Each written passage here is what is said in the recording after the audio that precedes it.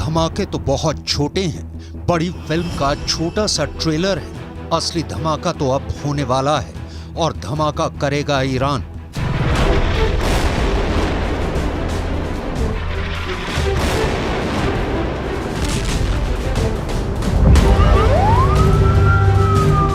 Iran ने अगर बम फोड़ा तो वो दुनिया का आखिरी बम धमाका भी साबित हो सकता है, क्योंकि वो ऐसा ब्लास्ट होगा जो पूरी दुनिया की चीथड़े उड़ा देगा। ऐसा ब्लास्ट जिससे बचना नामुमकिन होगा।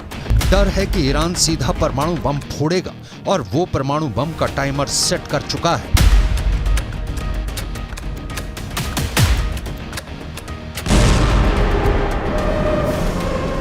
ईरान गुस्से में है, बहुत गुस्से में है।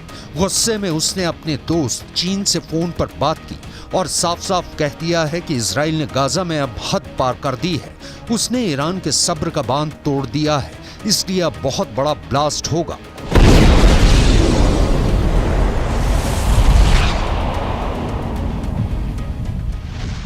در حمایت از غزه اقداماتی انجام داده میشه و اگر این وضعیت ادامه پیدا بکنه هر آن امکان یک انفجار غیر قابل پیش بینی و غیر قابل کنترل در منطقه وجود داره. این چیزی است که آمریکایی‌ها تا امروز درک نکردن و چنانچه درک نکنن پیامدهای اون دامن آمریکا رو هم قطعاً خواهد.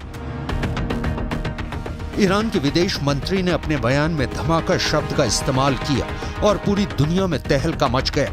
अमेरिका से लेकर ब्रिटेन और फ्रांस जैसे तमाम पश्चिमी देश खौफ से भर गए हैं। सब सोच में पड़े हैं कि ईरान किस धमाके की बात कर रहा है, आखिर उसके दिमाग में क्या साजिश चल रही है। डर जताया जा रहा है कि कहीं ईरान ने परमाणु बम तो नहीं बना लिया। ईरान करीब 2 दशक से चोरी छिपे परमाणु बम बना रहा है, मगर ये बात वो मानता नहीं। वो कहता है कि उसके न्यूक्लियर प्रोग्राम का हथियारों से कोई लेना देना नहीं, उसका परमाणु कार्यक्रम एकदम शांतिपूर्ण है। मगर करीब 6 साल पहले इजराइल ने बाकायदा सबूतों के आधार पर ईरान के परमाणु कार्यक्रम का भंडा फोड़ दिया था।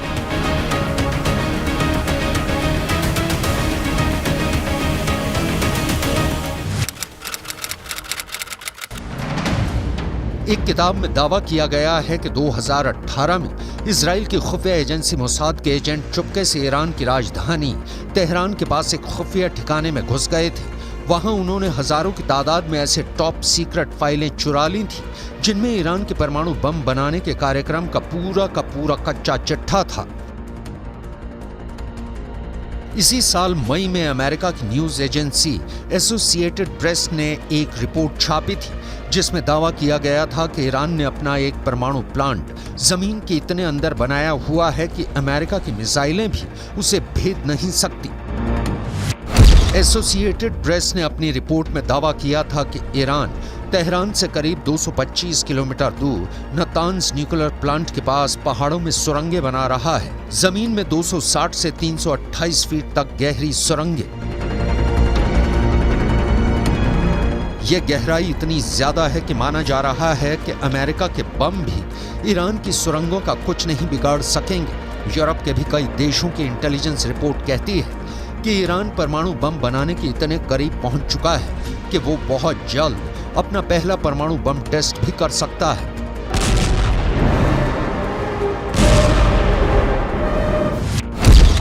ईरान के परमाणु प्रोग्राम की जांच कर रही है संयुक्त राष्ट्र की न्यूक्लियर एजेंसी IAEA यानी इंटरनेशनल एटॉमिक एनर्जी एजेंसी का तो दावा है कि ईरान परमाणु बम बनाने के लिए इतना यूरेनियम जुटा चुका है कि महज 12 दिन में परमाणु बम बना डालेगा।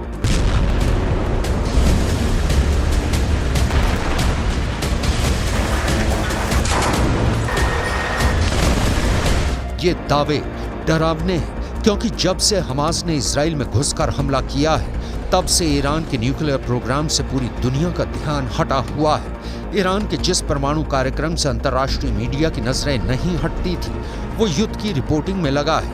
ईरान के परमाणु कार्यक्रम पर गिद्ध की तरह नजरें गड़ाए बैठे अमेरिका और इजराइल जंग में उलझे हुए हैं। रक्षा विशेषज्ञों का कहना है कि ईरान इसी बात का फायदा उठाकर चोरी छिपे धड़ल्ले से परमाणु बम बनाने में लगा है।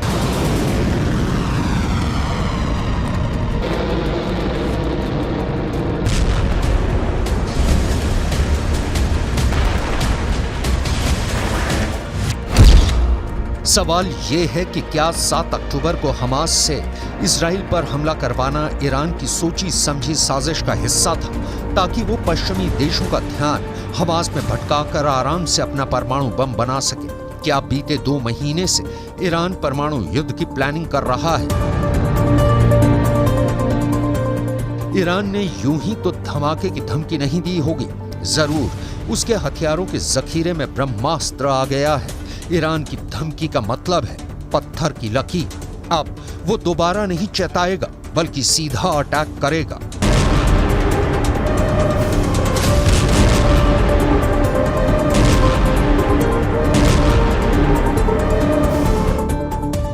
ईरान के विदेश मंत्री ने फोन पर चीन के विदेश मंत्री से यह भी कहा कि गाजा की जंग पूरे पश्चिम एशिया में फैल चुकी है। अभी तो बस लेबनान का हिजबुल्लाह और यमन के हूथी विद्रोही हमास के साथ खड़े हैं। आगे चलकर कई और देश इस जंग में कूद जाएंगे।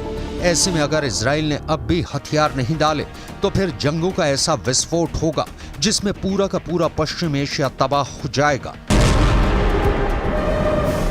फोन पर चीन के विदेश मंत्री ने ईरान के विदेश मंत्री को समझाया कि गाजा की जंग का सिर्फ एक ही समाधान है, और वो ये है कि इजराइल के साथ फिलिस्तीन के लोगों को भी उनका देश दिलाया जाए। मगर ईरान इजराइल को खत्म करने की कसम खाए बैठा है। वो पहले ही दो टूक कह चुका है कि पूरे फसाद की जड़ ही इजराइल है। इसलिए जब इजराइल नक्शे से मिटेगा तभी पूरी दुनिया में शांति आएगी।